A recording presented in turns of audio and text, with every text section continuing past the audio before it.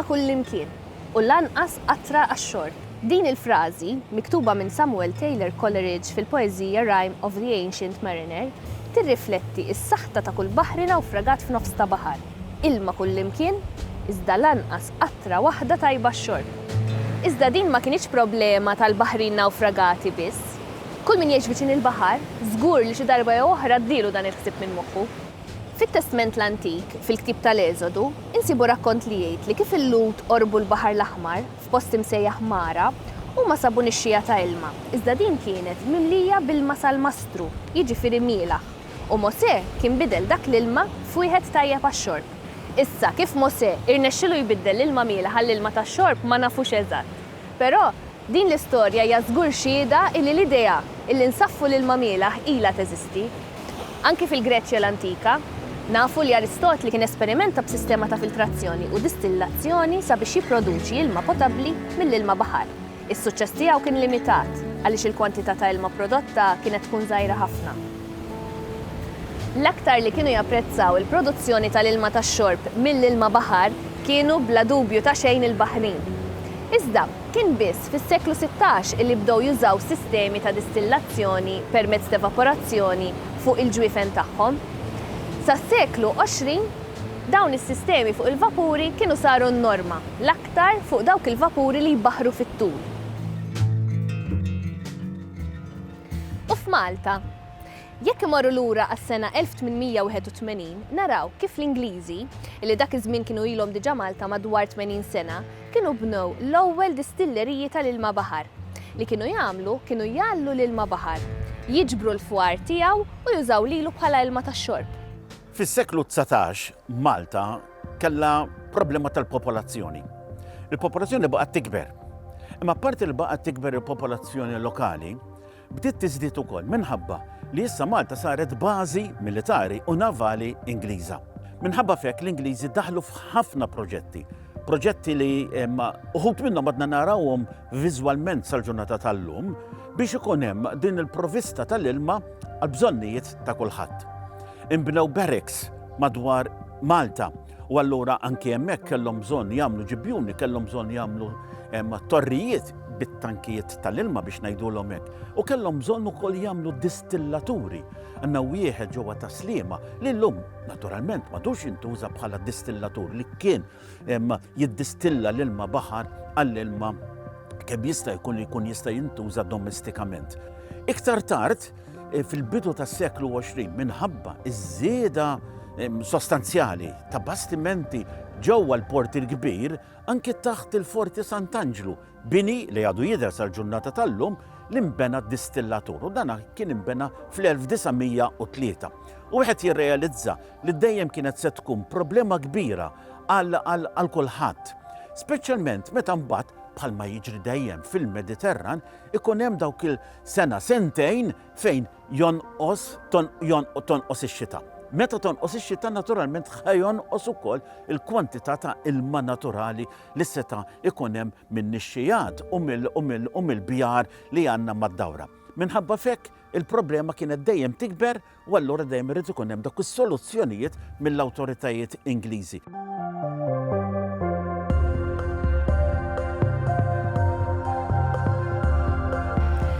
Fl-1955 fl-Istati Uniti kienet ġiet implementata sistema ta' distillazzjoni moderna u fuq skala akbar imsejħa Multi-Stage Flash Distillation. Mbagħad ftit snin wara fis-sittinijiet f'Malta inbnew żewġ impjanti simili, waħda bħala parti mill-kumpless tal-Power Station tal-Marsa u l-oħra f'Ħondoq ir-Rummin Fawdex.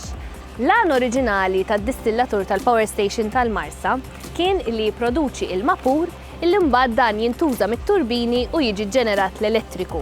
Però instab illi din is-sistema ta' produzzjoni ta' ilma potabbli setet ittaffi il-problema ta' nuqqas ta' ilma li l-pajjiż kien għaddej minnha. U dak iż-żmien din kienet it-teknoloġija l-iktar avvanzata u ekonomikament vijabbli illi kien hemm għall produzzjoni ta' ilma pur u potabbli. Iżda kif jgħidu, ix-xitan m'għandux ħalib. Fi snin 70, kaġun tal-embargo mill-OPEC, riżultat tal-konflitt bejn l-Istati Arab u l-Iżrael, u aktar tard ir-Rivoluzzjoni Iranjana, il-prezz internazzjonali taż-żejt spara l fuq.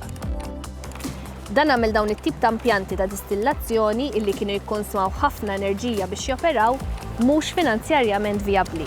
Il-produzzjoni tal-ilma naqset drastikament u l-pjan illi jinbnew iktar impjanti ta' distillazzjoni safa fix-xejn. F'dinja globalizzata b'pajjiż bħal Malta illi jiddependi totalment fuq l-importazzjoni, kull azzjoni li ssir il-bot minn xtutna taffettwa l-ekonomija tal-pajjiż u s-sitwazzjoni soċjali tagħna. Fis-snin 70 Malta kienet supplixxuta bl-ilma mostly bil-impjanti tal-distillazzjoni. Fil-bidu ta' snin 80 tittieħed deċiżjoni għal ma' teknoloġija ħatintażel. Il-membrani ta' dak iż-żmien kienu jiġu żviluppati, kienu qed juru riżultati tajbin u tieħdet deċiżjoni kalkolata illi bil-sistema ta' reverse osmosis bil-membrani kienet se tkun ħafna iktar effiċjenti mis-sistema ta' distillazzjoni. L-ewwel reverse osmosis li b'suċċess ippurifikat ilma mielaħ permezz ta' membrani kienet żviluppata fis-snin 60 f'Università f'Kalifornja fl-Istati Uniti. F'Malta, it-teknoloġija ta' reverse osmosis waslet fis-snin 80. Malta tkun fost l-ewwel pajjiżi illi ikkummissjonaw impjanti ta' reverse osmosis. Fil-fatt, fl-1982 imbena l-ewwel impjant f'Arlapsi u s-sena ta' wara impjant ieħor fil-Marsa. L-impjant ta' reverse osmosis f'Arlapsi kien isaffi ilma baħar, filwaqt li l-impjant tal-Marsa kien isaffi ilma sal-Mastru. Dak iż-żmien, l-impjant ta' reverse osmosis f'Arlapsi kien l-akbar reverse osmosis fid-dinja u l-ewwel impjant fid-dinja illi kien qed juża din it-teknoloġija ġdida fuq skala kummerċjali. Iż-żoni tan-nofsinhar ta' Malta u ta' madwar il-port illi kienu l-iktar industrijalizzati u l-iktar ippopolati kienu dawk iż-żoni li ġew milquta l-aktar mill-qtuħ tal-provvista tal-ilma u mill-kwalità ħażina ta' ilma. U dan wassal biex ikun hemm pressjoni soċjali u politika kbira.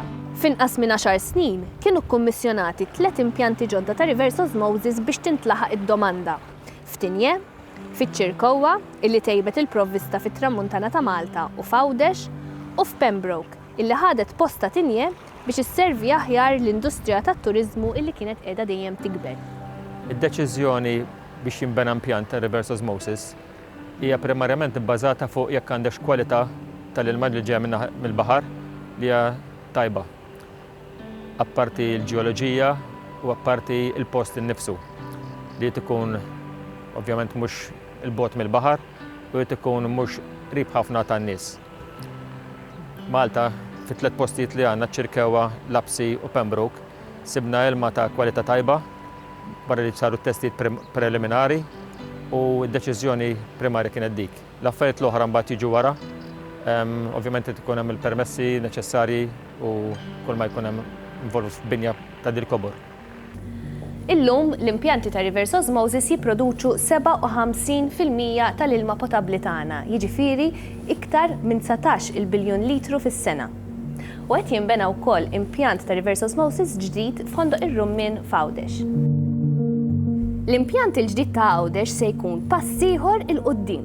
L-enerġija użata fil-produzzjoni tal-ilma se tkun waħda mill-aktar baxxi meta kkumparata mal-aqwa impjanti fid-dinja. Dan ifisser li l-impjant il-ġdid ta' Ħondoq ir-Rummin mhux biss se jkun qed jara li Għawdex ma jibqax dipendenti fuq ir-reverse osmosis taċ-Ċirkewwa u li jkun hemm kontingenza għall provvista tal-ilma f'Għawdex u fit-Tramuntana ta' Malta, iżda li se jkun qed jagħmel dan bl-aktar mod effiċjenti li t-teknoloġija moderna tippermetti u għaldaqstant b'impronta tal-karbonju iċken u b'impatt iżgħar fuq l-ambjent.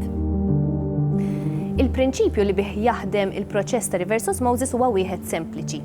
Għandek l-ilma mielaħ illi jgħaddi minn tip ta' passatur fin illi iħalli l-molekoli tal-ilma jgħaddu imma iwaqqaf molekoli ikbar bħal dawk tal-melħ, ta' mikrobi u anke xi kimiċi oħrajn li jinsabu fl-ilma milli jgħaddu.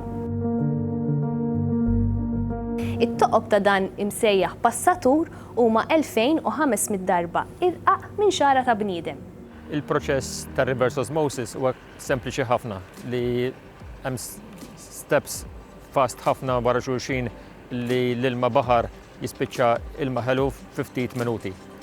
L-ewwel intellaw l-ilma mill-boreholes ta' ħdejn il-baħar, jiġi filtrat dak li huma suspended particles, partiċelli li huma ikbar minn 5 microns li huma biex nissalvagwardjaw l-membrana tagħna minn daw il-partiċelli. Mbagħad inġektjaw kimika H2 sulfuric acid sempliċement biex imbaxxu l-pH ħalli il-membrana ma jkunx hemm deposits ta' calcium carbonate fuqha. U mbagħad bi pressa għolja ta' qrib 69 bar naddu l-ilma minn ġew membrana darba, 40% jispiċċa ilma prodott, 60% jispiċċa dak li jidħulu reject li jispiċċa eventwalment il-baħar. Però dak ir-reject aħna nerġgħu nużaw biex nirkupraw ħafna mill-enerġija. Tant illi għandna sistemi li jaħdmu binqas minn 3 kilowatts kull metru kubu. L-ilma prodott joħroġ hawnhekk għal ġibjuni tagħna nerġgħu ninġektjawlu l-klorin aħna b'dożi baxxi biex nissalvagwardjaw bħala batterioloġija u anke calcium hydroxide biex ikun remineralizzat u ħireġ ma jkunx aċidus l-ilma u anke jissalvagwardja l-pajpijiet tagħna. F'każ li xi wieħed mill-impjanti tagħna ikun hemm telf ta' produzzjoni minħabba jew jinqata' d-dawl jew xi problema min-naħa tal-ilma tal-baħar, hemm plan B. Plan B hija li nistgħu nġibu l-ilma lin-nies xorta minn ġibjuni li għandna strateġikament installati dwar il-pajjiż u l-proċess f'24 siegħa normalment jirkupra. Min-naħa tal-ilma baħar, aħna ma naħdux l-ilma direttament mill-baħar, imma nieħdu l-ilma mill-boreholes li mħaffrin ħdejn il-baħar xi 100 sa 180 metru fil-font u l-ilma jittieħed mill-font. Ġifieri jekk isir kontaminazzjoni min-naħa tal-wiċċ, min-naħa taż-żjud jew kontaminazzjoni simili, dan m'għandux jispiċċa ġal-impjant. Minkejja li saru investimenti kontinwi f'teknoloġiji moderni u anki titjib fis-sistemi ta' distribuzzjoni tal-ilma illi waslu għal tnaqqis drastiku ta' ħela ta' ilma kaġun ta' leaks, xorta waħda l-produzzjoni tal-ilma permezz ta' reverse osmosis jibqa' proċess illi jikkonsma ammont sostanzjali ta' enerġija elettrika. Malta taffaċċja sfidi partikolari minħabba l-fatt illi hija gżira żgħira fil-periferija tal-Ewropa. Anke minħabba li Malta da fil-Mediterran tbagħat minn klima xotta u allura wassal nuqqas ta' xita u wkoll f'nuqqas ta' riġenerazzjoni tal-ilma tal-pjan. Dan iwassal biex Malta tiddependi ħafna fuq il-produzzjoni tal-ilma mir-reverse osmosis li allura juża ħafna elettriku. Aktar kemm il-popolazzjoni u l-ekonomija tikber, aktar l-impatt tal-ekonomija ħajkun fuq l-użu tal-riżors naturali tal-ilma u allura jista' jwassal għal aktar dipendenza fuq l-użu tal-arom. Dan jista' jkollu konsegwenzi ta' ola żieda fil-spiża tal-ilma biex nipproduċuh. Jista' jkollu impatti negattivi fuq pereżempju l-kompetittività tal-industrija, tat-turiżmu eżempju, u anke tal-agrikoltura.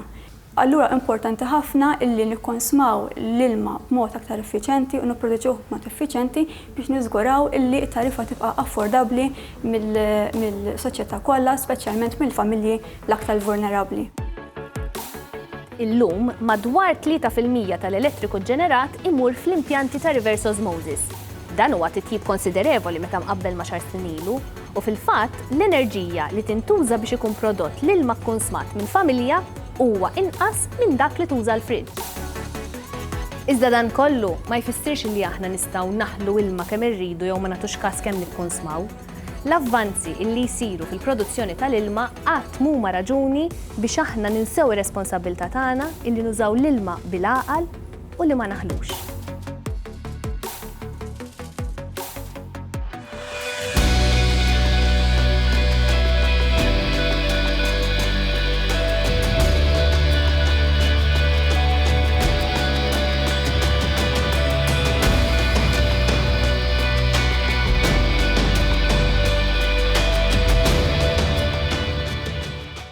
Dan il-proġett u parzjalment iffinanzjat mill-Unjoni Ewropea bħala parti mill-Fond ta' Koeżjoni, Fondi Strutturali u ta' Investiment Ewropej 2014-2020.